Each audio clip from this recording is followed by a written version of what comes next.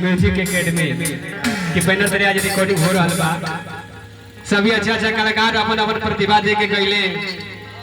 हमों के मौका मिलल बा कुछ कहे के, कुछ सुनावे के, कुछ गुनगुनावे के। तो ऐसे हमों कुछ कह और जौन जौन टूटी फूटी हुई भैया हो एगो छोट भाई समझ के बतावला के कोशिश करे के बाद ढेर समझावला कोशिश नहीं करे के। और देखो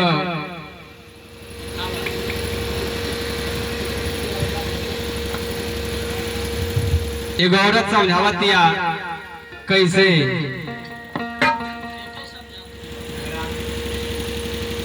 बखान करतिया अपना पति देव और देवर जी के कैसे कवना भाव में भैया हो।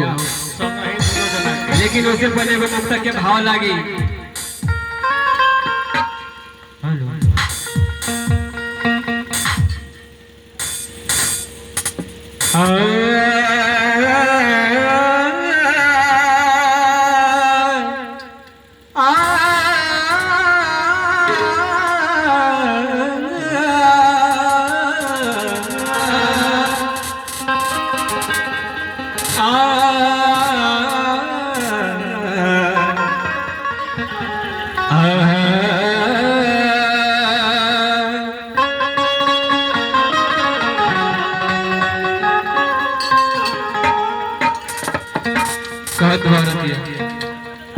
मिला दे खाक में जिंदगी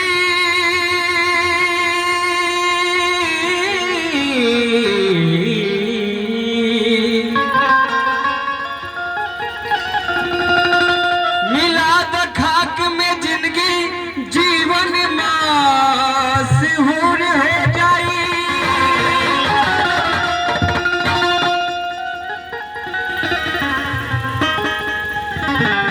कि जीवन खाक में मिलके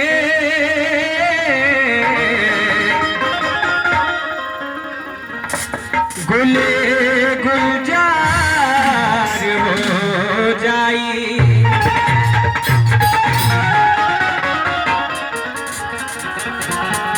जीवन के सार पा जइबा। यहाँ सार के मतलब हेते नेते नहीं के जोड़े के। सार का मतलब भलाई होला। तो जीवन के सार पा जइबा। जीवन के सार पा जइबा। जीवन ज्योति में मिल जाई। कोरी जग याद कुर्बानी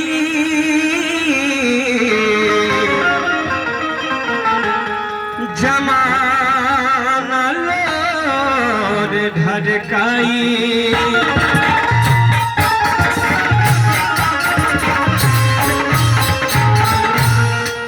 और दिया अपना देवर जी पति देव के बखाना दिया कौना भाव में भैया हो। कान्हे बन दुखिया रवा। अरे कान्हे